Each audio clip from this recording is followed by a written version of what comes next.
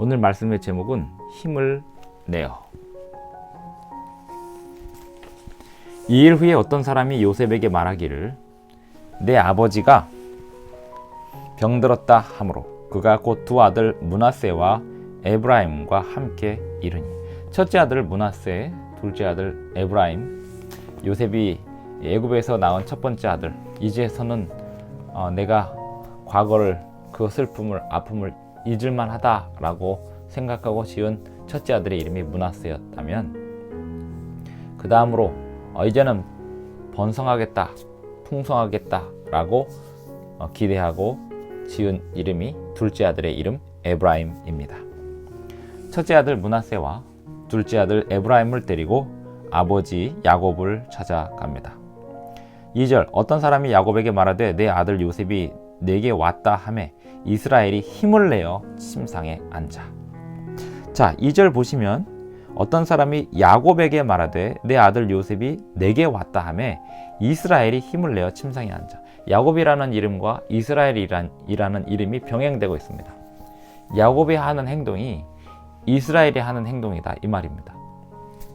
야곱은 그 이름의 뜻이 붙잡는 자, 또 신학적인 해석으로는 속이는 자, 이런 뜻이었습니다. 그런데 이스라엘은 하나님과 겨루어 이긴 자, 그 하나님과의 씨름에서 끝까지 인내하고 승리한 자, 이런 신학적인 뜻이 있습니다.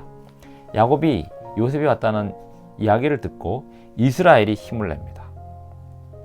야곱의 이름이 이스라엘이 되었고 이스라엘의 이름이 한 나라의 이름이 되었습니다. 오늘 우리에게서도 한 개인의 삶이지만 우리 안에 한 나라의 힘이 들어 있습니다. 한 사람의 영향력은 나라를 일으켜 세울 만한 힘이 있고 나라에게 영향력을 끼칠 만한 힘이 있다는 사실입니다. 야곱이 요셉이 도착했다는 소식을 듣고 이스라엘이 힘을 내어 침상에 앉습니다. 왜 병들은 상태에서, 힘없는 상태에서 있다가 아들이 왔다는 말에 힘이 났을까요? 그것은 아들이 온 그 소식을 접한 아버지의 기쁨이기도 하지만 더 나아가서 목적이 있었습니다. 힘을 내어 축복하기 위함입니다. 3절, 요셉에게 이르되 이전에 가나안 땅 루스에서 전능하신 하나님이 내게 나타나서 복을 주셨다. 내게 이르시되 내가 너로 생육하고 번성하게 하여 너에게서 많은 백성이 나게 하고 내가 이 땅을 내 후손에게 주어 영원한 소유가 되게 하리라 하셨느니라. 아브라함이 이삭에게, 그리고 이삭이 야곱에게, 그리고 야곱이 그 아들들에게 전달할 복이 지금 야곱의 입에서 선포되고 있는 것입니다. 야곱이 생육하고 번성하라는 창세기 1장의 복, 그리고 창세기 12장에서 아브라함에게 약속하셨던 복, 이삭에게 약속하셨던 복, 그리고 야곱 자신에게 약속하셨던 생육하고 번성하라는 복, 그리고 그 생육하고 번성하되 가나안 땅에서 이루라고 하는 그 가문의 사명, 그것을 요셉에게 전달하고 있습니다. 하나님의 약속은, 하나님의 복은 그 명령을 이루는 자들을 통해서 전달이 됩니다. 그러므로 하나님의 약속을, 하나님의 복을 받는 사람들은 사명이 있습니다. 그 사명은 하나님의 율법에 순종하는 것입니다. 하나님의 명령에 순종하고 그 명령에 순종하는 사람으로서 얻는 복을 세상에 힘있게 영향력을 끼치는 것이 하나님의 백성의 사명입니다. 그러므로 하나님께서 어떤 개인을 특별히 복을 주실 때, 어떤 가정을, 어떤 교회를, 어떤 국가를 특별히 주실 때는, 복을 주실 때는 그들에게 맡기는 사명이 분명히 있습니다. 그 사명이란 온 세상에 영향력을 끼치는 것입니다. 하지만 하나님이 주시는 복이 영향력 없이 그 안에 고요만 있으면 썩어서 없어지게 되고, 또 그 복을 받은 사람들은 더 큰 책임을 져야 하는 그러한 상황이 하나님의 복의 특징입니다. 5절, 내가 애굽으로 와서 너에게 이르기 전에 애굽에서 내가 낳은 두 아들 에브라임과 므낫세는 내 것이라. 르우벤과 시므온처럼 내 것이 될 것이요.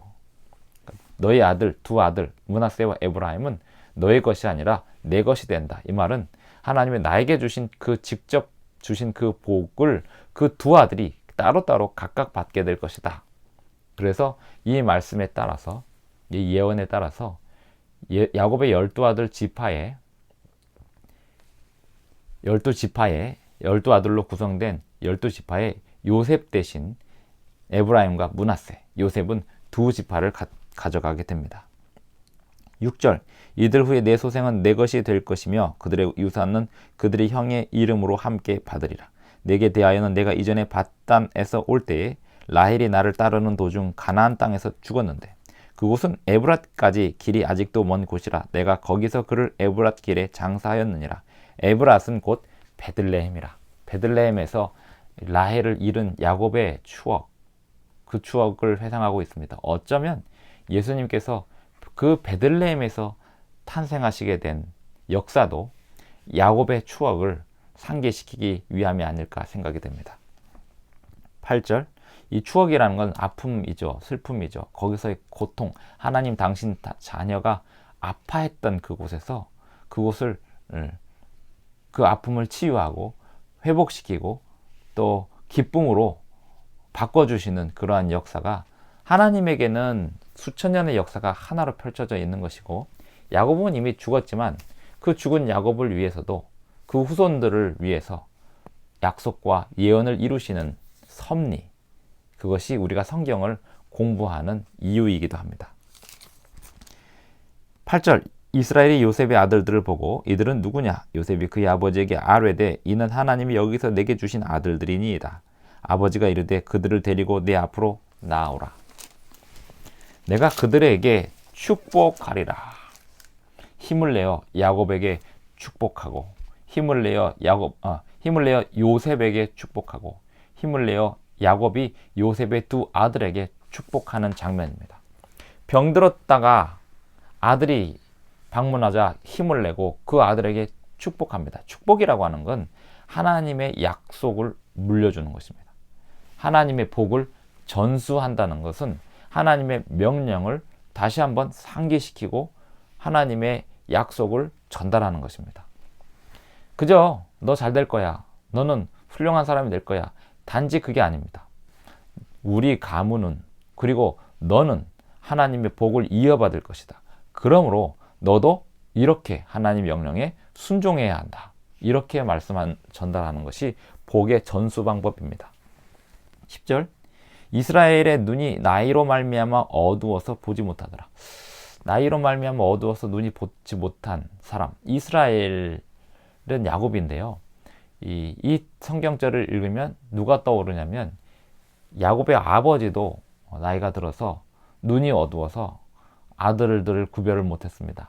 야곱인지 에서인지 목소리만 가지고 구별을 해야 했었고, 또 직접 만져봐서 구별을 해야 했었지 눈이 어두웠습니다. 마찬가지로 그 아들 야곱도 눈이 어두운데요.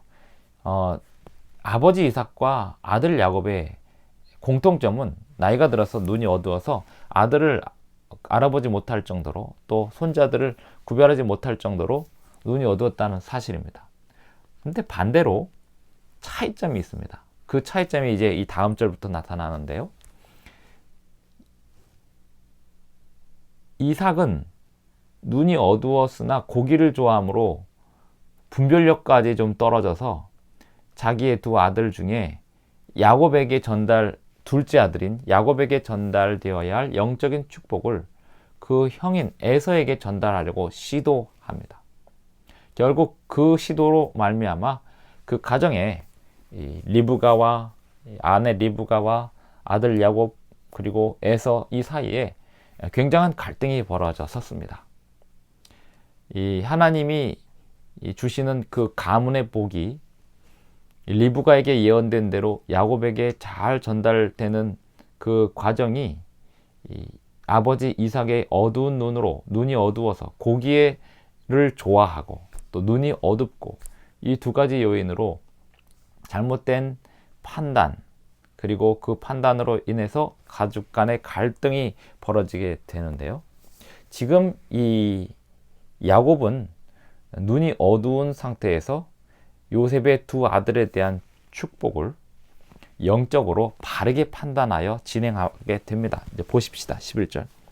요셉에게 이르되 내가 내 얼굴을 보리라고는 생각하지 못하였더니 하나님이 나에게 너의 자손까지도 보게 하셨도다.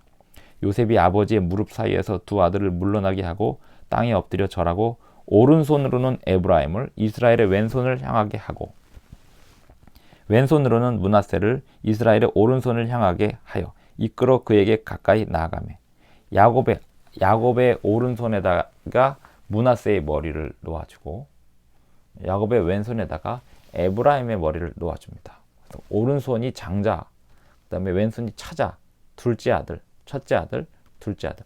오른손, 저의 오른손은 장자에게, 저의 왼손은 차자에게. 제가 야곱이라면 이렇게 아들 요셉은 아버지 야곱의 손에 그 두 아들을 차례로 장자와 차자, 첫째 아들과 둘째 아들 이렇게 차례로 손을 얹게 하는데요. 이스라엘이 오른손을 펴서 차남 에브라임의 머리에 얹고 왼손을 펴서 므낫세의 머리에 얹습니다. 므낫세는 장자라도 팔을 엇바꾸어서 얹었더라. 야곱은 지금 이 순간 언제부터 준비되었는지 모르겠지만 지금 야곱의 판단은 영적인 판단이고 또 섭리의 판단이었습니다. 성경에서 영적이라고 하는 말은 사람들이 쓰는 영적이라는 말과 좀 다릅니다. 성경에서 영적이라는 말은 하나님의 그 섭리가 통로가 분명하게 있는 상황이 영적인 거고 사람들은 그냥 물리적이지 않으면 다 영적이라고 이렇게 이야기하는 경향이 있습니다만 성경에서 영적이라고 하는 것은 물리적인 현상 그 위에 실제로 하나님께서 역사하는 현상을 영적이라고 하는 거고 성경을 영적으로 해석하는 것도 비유적으로 또 신비적으로 또 더 심하게 말하면 아무렇게나 각자 개인적으로 생각하는 해석이 아니라 하나님의 분명한 음성을 듣는 그 해석이 영적인 해석이 되는 것입니다. 그래서 그 영적인 해석은 율법과 선지자에 의해서 조명을 받아서 확실하게 떨어지게 되어 있는 것이지 상황에 따라서 각자에 따라서 매번 다르게 적용하는 게 영적인 해석이 아닙니다.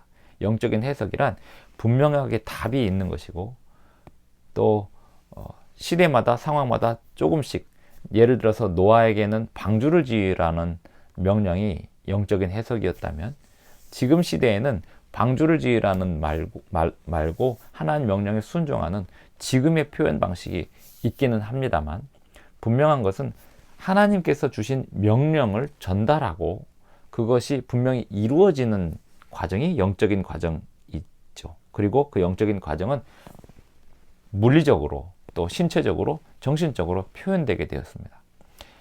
야곱의 영적인 해석에 따라서 아들은 자기 첫째 아들이 장자의 축복을 받기를 아들 요셉은 장자의 복을 받기를 바랬는데 요셉의 아버지인 야곱은 하나님의 어떤 섭리의 지도를 따라서 오른손을 에브라임에 왼손을 므낫세에다가 얹습니다.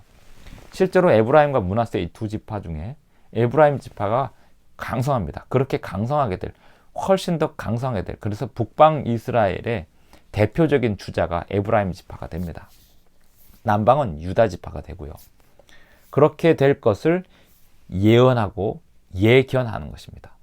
하나님께서 그 자신이 죽은 다음에 이룰 역사를 미리 보고 에브라임에게 갈 복을 미리 예견하는 것입니다. 야곱이 이렇게 판단했다고 해서 하나님께서 그 야곱의 판단에 끌려가는 건 아닙니다. 하나님께서 그 미래 역사를 아시기 때문에 야곱에게 그 상황을 지도하시는 것입니다.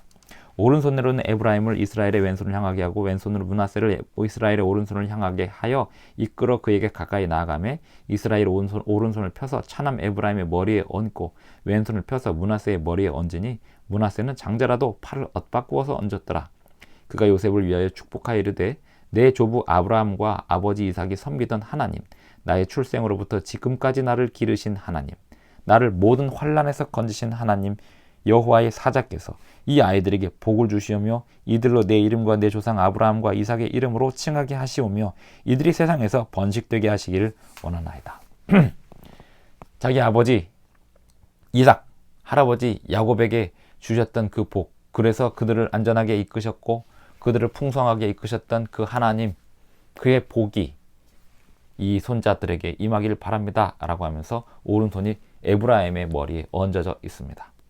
17절, 요셉이 그 아버지가 오른손을 에브라임의 머리에 얹은 것을 보고 기뻐하지 아니하여 아버지의 손을 들어 에브라임의 머리에서 므낫세의 머리로 옮기고자 했습니다. 아버지가 이렇게 이상하게 행동을 하니까 아버지 좀 손을 바꿉시다, 이렇게 손을 바꿔주려고, 도와주려고 했어요. 안 보이니까 저렇게 하나 보다. 하지만 눈은 보이지 않지만 야곱의 영적인 시야는 미래를 내다보고 있었습니다. 그의 아버지에게 이르되 아버지여 그리 마옵소서, 이는 장자이니 오른손을 그의 머리에 얹으소서 하였으나 19절, 그의 아버지가 허락하지 아니하며 이르되 나도 안다, 내 아들아 나도 안다, 그도 한 족속이 되며 그도 크게 되려니와 그의 아우가 그보다 큰 자가 되고 그의 자손이 여러 민족을 이루리라 하고, 아우가 그보다 큰 자가 됐다, 더 풍성하게 될 것이다는 예견을 말하고 있는 것입니다. 축복이라고 하는 거는요, 그리고 영적인 축복은 하나님이 주시는 복의 전달 통로로서의 축복은 예언과 예견, 그냥 느낌이 아니고 하나님께서 그 선지자에게, 그 개인에게 주시는 감동입니다. 분명한 감동에 따라서 그 상대방에 대한 예견을 하는 것입니다. 그 예견이 그냥 느낌이 아니고 정말 분명한 축복입니다. 어떤 사람을 축복을 한다 할 때는 그 사람을 위하여 기도하다가 그 사람에게 주시는 그 음성을 듣고 전달하는 게 축복입니다. 그래서 아무나 축복할 수 있는 게 아닙니다. 하나님의 복을 전달할 수 있는 사람들이 있습니다. 그런 사람들의 특징은 신학을 전공했다, 또 목사다, 또 직책이 있다, 또 고난이 많다, 아닙니다. 분명한 사실은 하나님의 율법에 순종하는 사람들입니다. 하나님의 명령에 따라 사는 사람들입니다. 하나님의 율법에 온전히 순종하는 사람들이 자신의 그 영역을 기도를 통해서 확장할 때 예견할 수 있게 되고 예언할 수 있게 됩니다. 29절, 그날에 그들에게 축복하여 이르되 이스라엘이 너로 말미암아 축복하기를 하나님이 내게 에브라임 같고 므낫세 같게 하시리라 하며 에브라임을 므낫세보다 앞세웠더라.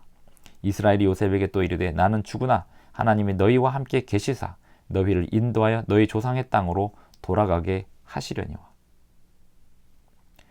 내가 너에게 내 형제보다 세겜 땅을 더 주었나니 이는 내가 내 칼과 활로 아모리 족속의 손에서 빼앗은 것이니라. 아모리 족속이 등장합니다. 아브라함에게 약속하셨던 이 아모리 족속의 땅, 이 땅을 너희 후손이 갖겠다라고 했는데 그 아모리 족속의 죄악이 관영치 않았기 때문에 아직 안 주는 거다라고 얘기했는데 이 아모리 족속의 땅이 이스라엘의 땅이 되어가고 있음을 말해주고 있습니다. 결국 그 땅의 부패함, 그 땅의 죄악, 그것을 완전히 정리하고 하나님의 백성들이 그 땅을 눌러 앉게 되는 것이 야곱에게 기대하셨던 하나님의 소망이고 그 소망을 요셉에게 전수합니다. 이 창세기가 기록되던 당시에는 지금 우리가 읽는 것처럼 이렇게 성경이 읽지 않았습니다. 하지만 아버지가 아들에게 하나님의 율법을 전달하면서 자신이 그 율법을 지키는 과정 속에서 있었던 그 이야기들까지 다 전달하고 기억하게 하면서 그 율법을 자식들에게 끊임없이 전달하고 하는 과정이 축복하는 과정이었습니다. 그러므로 축복이란 율법을 가르치는 것입니다. 하나님의 명령이 무엇인지를 가르치는 것이 축복의 과정입니다. 누군가를 위하여, 아주 먼 사람을 위하여 기도하는 그 과정, 기도한다라고 하는 것은 그 사람도 하나님의 명령에 순종하게 해주십시오, 하나님의 명령을 알게 해주십시오, 이렇게 기도하는 것이고, 그렇게 기도하는 과정에서 그를 만나게 됐을 때 하나님의 말씀에, 기록된 말씀에 순종하라고 가르쳐주는 것이 축복이 되겠습니다. 힘을 내어 침상에 앉아 아들과 손자에게 축복하셨던 것처럼 오늘 우리도 힘을 내시기 바랍니다.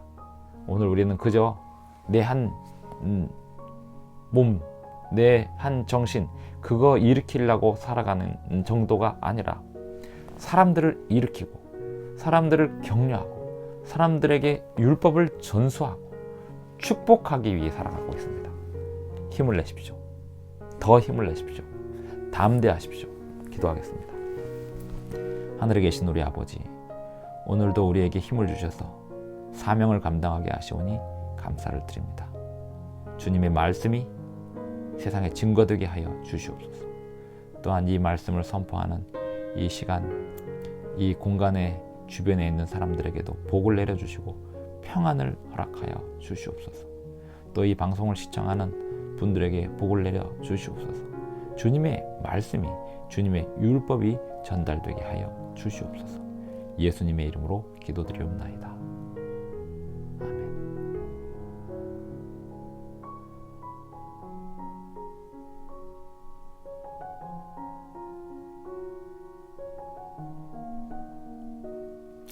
감사합니다. 행복한 하루 되세요.